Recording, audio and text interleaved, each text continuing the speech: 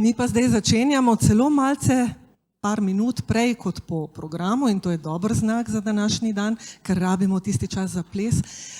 V veliko veselje mi je, da lahko predstavim našo relativno novo sodelavko na Andragoškem centru Slovenije, ampak skupaj z Natašo dajete vtis, kot da sta z nami že 30 let ali pa kaj podobnega. Evo, doktor Tanja Rupnik-Vec, doktorica psihologije, supervizija je tudi tvoje področje, kritično mišljenje, danes bo pa well-being oziroma racionalnost kot en pozitivni dejavnik. Moram povedati, da sem iskala v slovarju slovenskega knjižnega jezika en sinonim za besedo well-being, ker mi ni všeč, kadar s tujkami delamo, in sem nekaj našla, ne vem, če ti bo všeč, ker je precej nenavadno, ampak po tem slovarju bi to lahko bilo.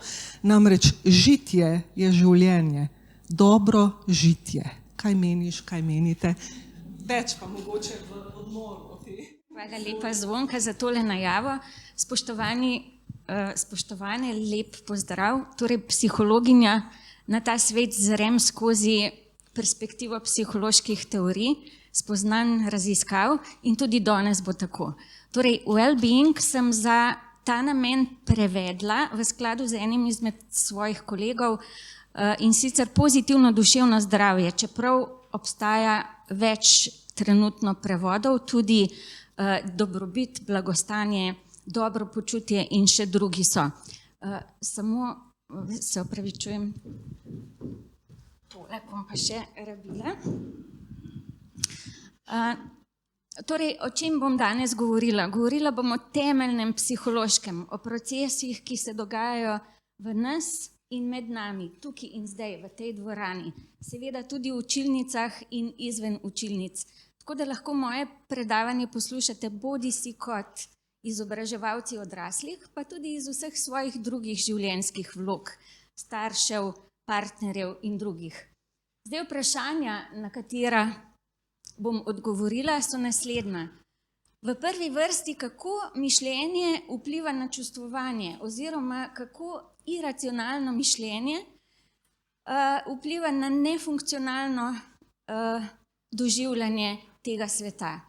Drugo, kaj pravzaprav je pozitivno duševno zdravje in kako je z mišljenjem povezano.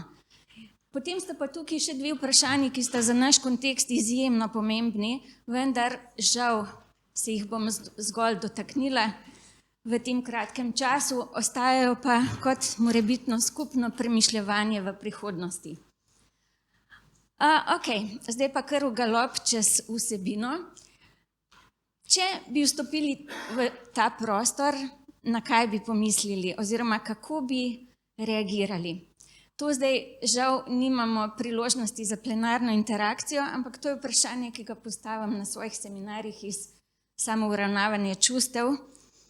In seveda običajno smo v tem trenutku že vsi razgreti po zanimivih debatah in ideje, kaj bi storili, se kar vrstijo. Zdaj, eden izmed možnih odgovorov je, jaz bi se pa čisto potih splazila stran in pustila človeka, da spi. Potem so kakšne bolj nagajive, šel bi po kavo, postavil bi jo preden, pa morda bi ga prijeten von zbudil. Ali kakšna tretja varianta, recimo bolj nagajiva, torej vzel bi rok in zatrobil. Torej, skupno vsem tem raznolikim idejam je predpostavka, da človek spi.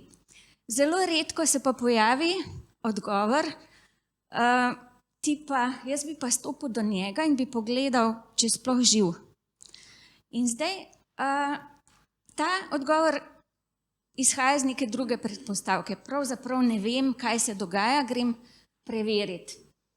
In to izkoristim zato, da pokažem eno zelo pomembno dejstvo oziroma zakonitost našega delovanja. Namreč ljudje ne reagiramo na to, kar se je zgodilo, pač pa na to, kar mi mislimo, da se je zgodilo. In te interpretacije so pogosto izkrivljene, včasih celo napačne. Namreč zelo težko je zajeti z enim pogledom in dojeti globino vsega, kar se okrog nas dogaja. Torej, tega se ne zavedamo, skozi svet običajno hodimo za svoje egocentrične pozicije, ki jo lahko ujamemo v stavek: svet je tak, kot ga vidim jaz. Ali pa sociocentrične: svet je tak, kot ga vidimo mi, torej skupina, ki ji pripadam. In tukaj imamo zdaj že naše cepilce, pa proticepilce, pa skratka razne razlike, ki nas večkrat razdvajajo, kot zbližujejo. Zdaj, modeli psihološki, ki kažejo to, kar sem pravkar povedala, eden izmed je ta, so pa še drugi, ampak sporočajo pa isto. Okrog nas so dražljaji, torej svet.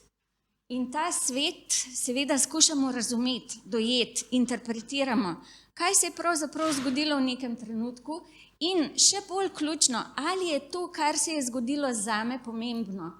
In kadar je odgovor pozitiven, doživljamo čustveno reakcijo, v situacijah, ki za nas niso pomembne, pa čustev ne doživljamo. To je zdaj prva zakonitost v zvezi z čustvovanjem, ki bi jo želela izpostaviti.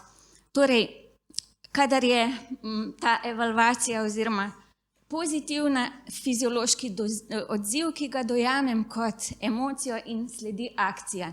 Tisto, kar je na tej shemi zelo pomembno, so prepričanja, ki iz ozadja vplivajo na našo interpretacijo oziroma razlago situacije. Zdaj pa, da ne bom toliko abstraktna, grem še na en konkreten primer. Namreč, recimo, da sem sama doma, pa v sosednjem prostoru nekaj zaropota. Imam različne možnosti, a ne? Če je prva ideja, ki mi pade na pamet, ta, da nekdo vlamlja, seveda je to zame pomembno. Reagiram s strahom. Vendar to ni nujna edina interpretacija. Čist možno je, da sem najprej pomislila na to, da mi je maček tam zrušil neko vazo. In zdaj spet evalvacija pomembnosti. Če je vaza bila nekaj, kar je vredno, kar ima vrednost zame, reagiram z jezo, sicer je možna reakcija, kot smo rekli, ni pomembno, stanje indiferentnosti. Namreč kar precej časa preživimo ljudje tudi v stanju indiferentnosti, ko ne doživljamo nobenega čustva posebej. Torej, en dražljaj, ista situacija in 3 možni izidi. Torej, dejansko drži to, kar sem rekla prej, da čustva in ravnanje je odvisno od interpretacije, od razumevanja situacije, hipne, tukaj in zdaj, ki je običajno res nezavedna. Vse to je pa podprto z nekimi prepričanji iz ozadja. In ta prepričanja, k tem se še vrnem, ker so ključna za koncept pozitivnega duševnega zdravja. Vendar še prej bi rada pojasnila drugo pravilo z področja čustvovanja, in sicer, kadar je naša interpretacija ustreza resničnosti, torej če dojamemo situacijo na ustrezen način, so naša čustva funkcionalna, so ok. V nasprotnem primeru doživljamo nepotrebno, nefunkcionalno čustvo. Tole je nam verjeten malček tuje, ker vendarle velja princip, dajmo, dopustimo, sprejmimo vsa človekova čustva. Res je, to se ne izključuje. Torej, človek ima pravico čustvovati tudi nefunkcionalno in nepotrebno. Gremo zdaj še na primer, da pojasnim. Primer žalost. Ustrezen kontekst za doživljanje žalosti je samo trajna izguba pomembne osebe, bodisi da gre za ločitev ali da gre za smrt. In žalost ima v tem kontekstu, zgolj v tem kontekstu, pomembno funkcijo, tako kot vsa čustva, tudi negativna in pozitivna, opravljajo neko prilagoditveno vlogo v naših življenjih. Zdaj pa, če se pojavlja v drugem kontekstu, to pa je ena zgodbica iz mojega življenja, namreč moja hčer enkrat prišla iz vrtca, 5 let pred 15 leti, in je rekla, joj, moja vzgojiteljica je bila pa danes žalostna. In jaz, a ja, kako pa to veš? Kritično mišljenje. No, in ona reče, ja, povedala mi je, ok, kaj točno ti je pa rekla? Ja, žalostna je bila zato, ker nisem pojedla skorjice od kruha. Jaz sem se seveda kar naježila, kaj ti? Kontekst, v katerem nekdo ne naredi nečesa po naši meri, ni kontekst za žalost, pač pa kvečmo za jezo. Torej, ne glede na to, kaj je vzgojiteljica dejansko doživljala, a je šlo zgolj za neko čustveno izsiljevanje ali je šlo realno za pristno žalost, to me niti ne zadeva. Sporočilo, ki je bilo poslano, je bilo napačno, disfunkcionalno in posledica je napačno učenje na socialno-čustvenem področju. To pač starši delamo, ne? Definiramo otrokom kontekst in včasih so te definicije neustrezne. Tisto, kar me je najbolj zbodalo, ti si kriva za to, ker jaz doživljam to. Prej smo pa imeli tam model, ki nam kaže, da pravzaprav čustva izbiramo, da pravzaprav drugi naših čustev ne povzročajo, pač pa jih potencialno izbiramo, čeprav izbira je verjeten kontekst oziroma beseda, koncept, ki nam nekako ne gre tukaj zraven. Zdaj smo pa rekli, da na čustva vplivajo oziroma na naše interpretacije vplivajo prepričanja, ki so v ozadju. Ta prepričanja so različnih vrst, torej prepričanja o svetu naslavljamo v šolah oziroma v izobraževanju odraslih. Tam želimo ljudem sporočati, kakšen je svet.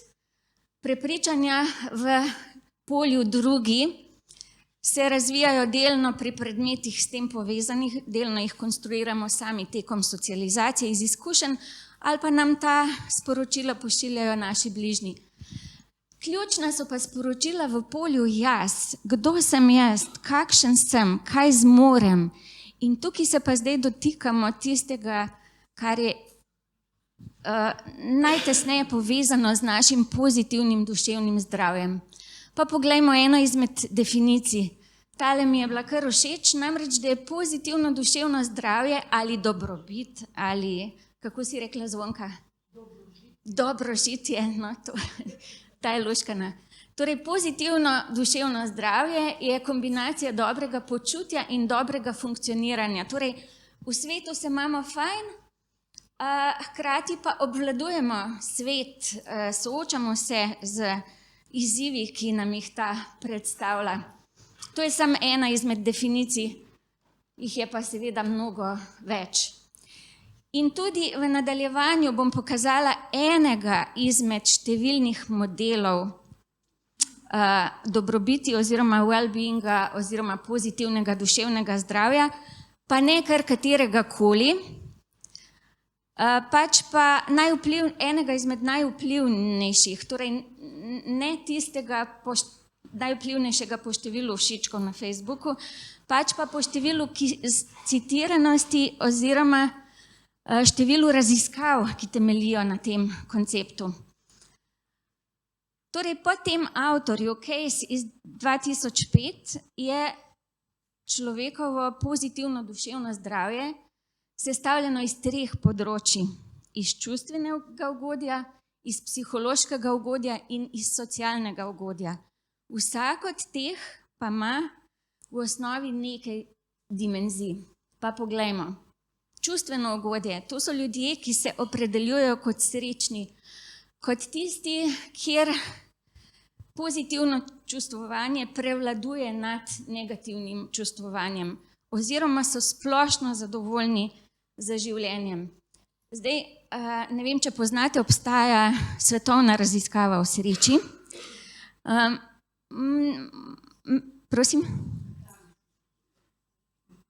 Ja, Danska je na prvem mestu po dosežku, torej 7 na 10-stopenjski lestvici, na vprašanju, kako bi v tem trenutku ocenili svoje življenje, in 1 pomeni najslabše možno življenje, 10 pa najboljše možno življenje, kot si ga lahko zamislim.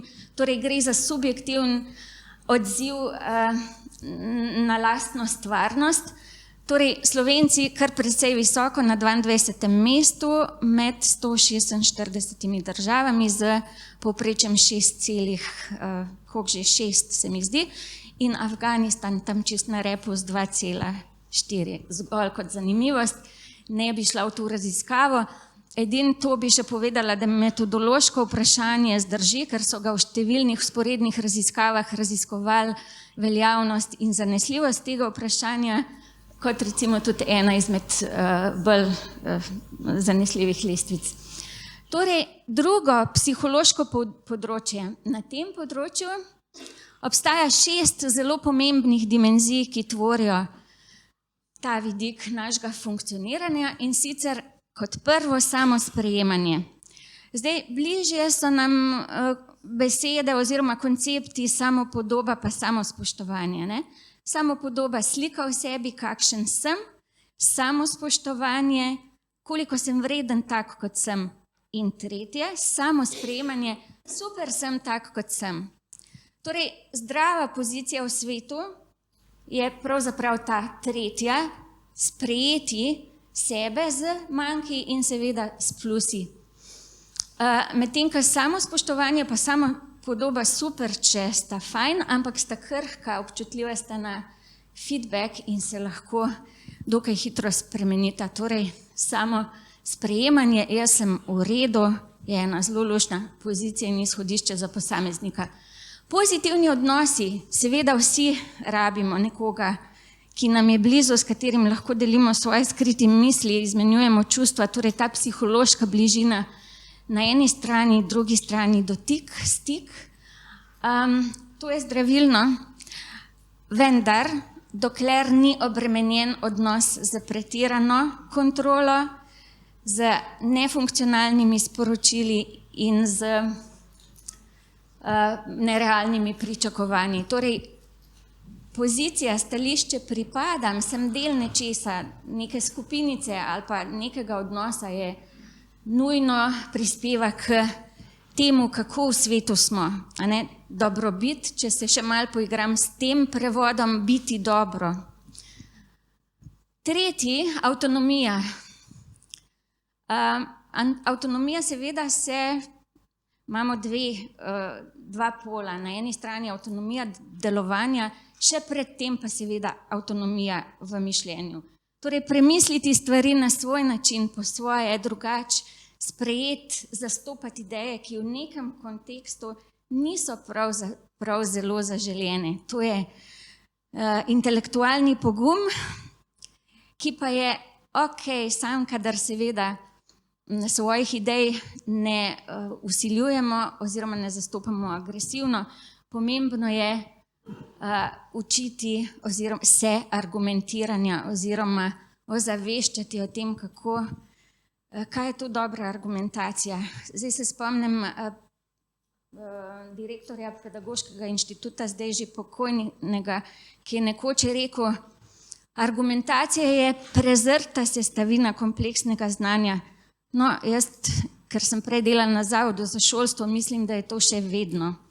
Da še vedno ne posvečamo temu vprašanju dovolj pozornosti. Še dve bom omenila precej na hitro, torej življenjski smisel. Osebe, ki imajo visoko psihološko ugodje, torej ki doživljajo visoko psihološko ugodje, imajo cilje in zmorejo samouravnavanja na poti do teh ciljev. Torej, imajo smisel, mu sledijo, na drugi strani pa še pravzaprav usmerjenost na osebnostni razvoj, rade se učijo in seveda tudi so pripravljene se spreminjati. Tukaj zdaj mislim osebnostno spreminjanje, ki je zahtevno in ki pravzaprav ne gre od danes do jutri, ampak ljudje, ki vstopijo v en zahtevnejši proces, to zmorejo.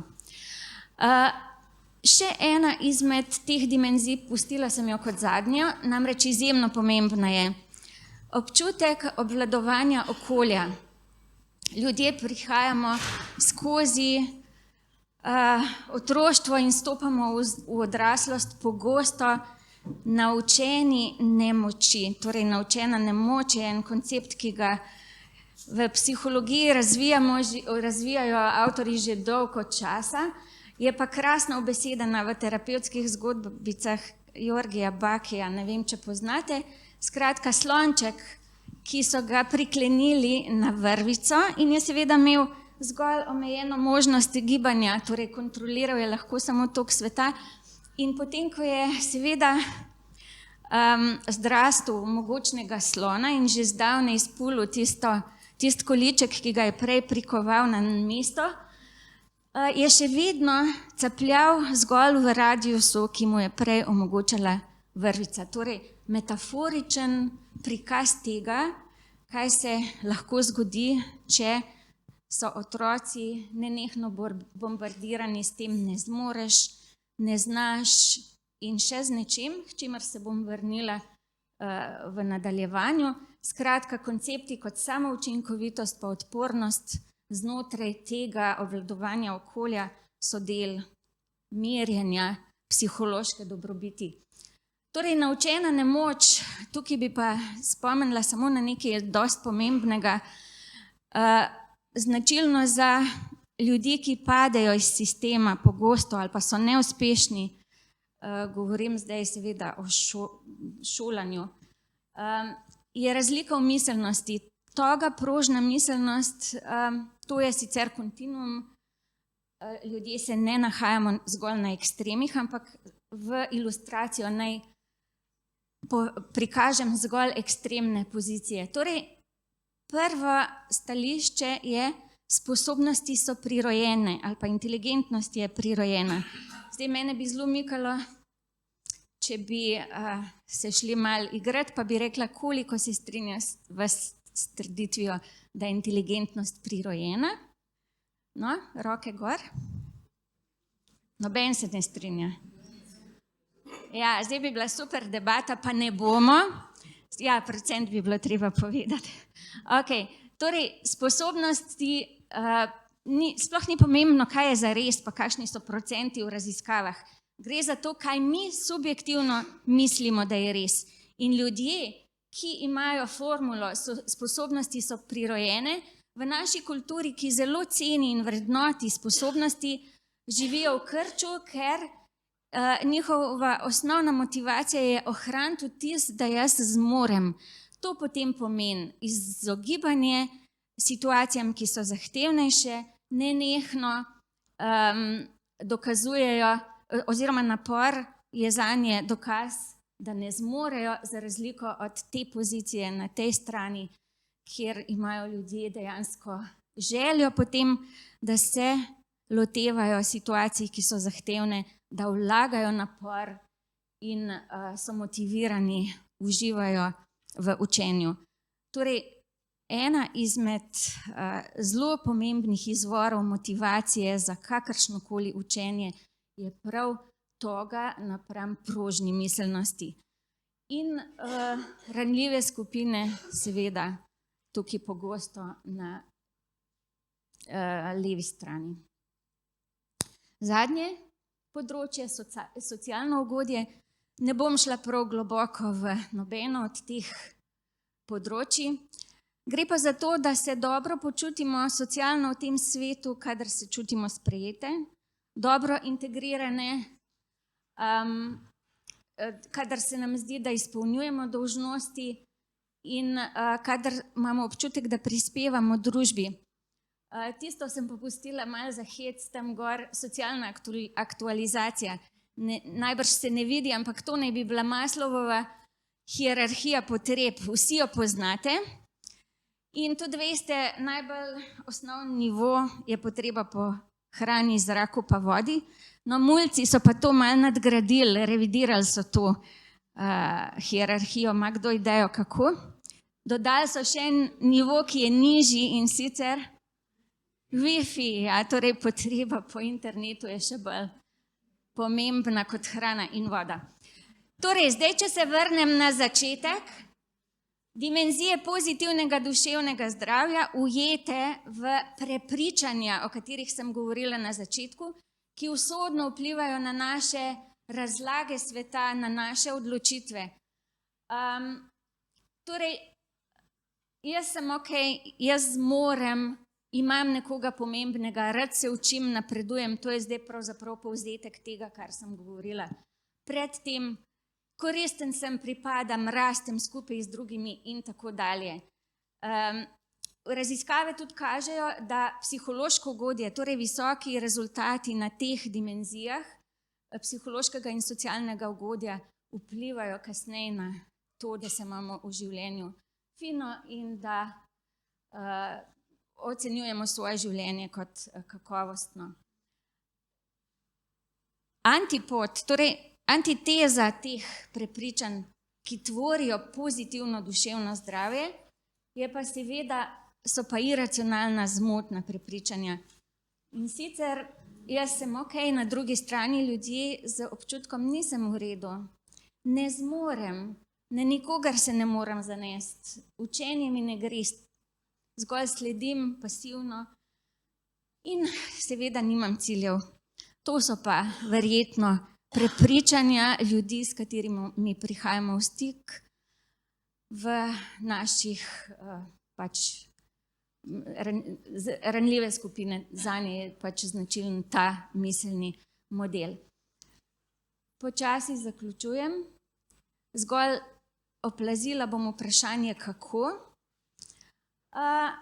Ena možnost je seveda, da se senzibiliziramo za ta stališča oziroma za te mentalne vzorce, ki sem jih zdaj omenjala, smo nanje pozorni in jih seveda spodbujamo naše učeče se k ozaveščanju in seveda k spreminjanju, k kontroli. Prej sem govorila o tem, da imamo ljudje nadzor nad svojim življenjem, čeprav kulturno gledano nam to odrekajo, ne? Jaz, ko sem delala delavnice o motivaciji, pa sem štartala s tem v zbornicah, so velikokrat rekli, če ni bilo ravnateljev zraven, ko sem demistificirala to, da je učitelj odgovoren za motivacijo učencev, so rekli, pa dajte to še našemu ravnatelju povedati, ne? Tako da očitno to je naša kultura, zahodnjaška kultura je takšna, ne? Gremo nazaj. Spodbujati ozaveščanje, povabiti te učeče se, da poleg ciljev, ki so si jih zadali, vezanih na vsebino, ne vem, študijskega krožka ali pa osnovne šole za odrasle ali karkoli, da so pozorni tudi na ta del sebe. Namreč tisto, kar je velika ovira v vsakem izmed nas, kadar ima ta prepričanja, je negativni samogovor, ki ga človek lahko prepozna, nadzoruje in spreminja. In to je pravzaprav eden potencialen cilj dela z ranljivimi skupinami.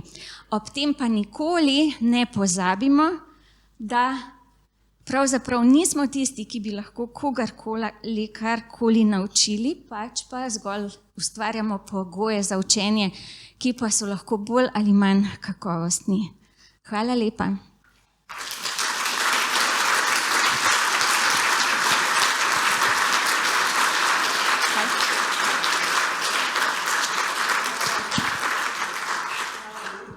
Torej, še enkrat zahvala za tole odstiranje čustvenih in psihičnih poljan, bom temu rekla, slehernega od nas in seveda tudi naših udeležencev. In še posebno spodbudna je tale zadnja zaključna ugotovitev, da nikogar ne moremo ničesar naučiti, če ne želi, če noče, skratka, predvsem ustvarjati eno pozitivno okolje, kjer se bo človek in skupaj z njim seveda ves čas tudi mi samo sprejemali in gojili eno pozitivno psihofizično počutje.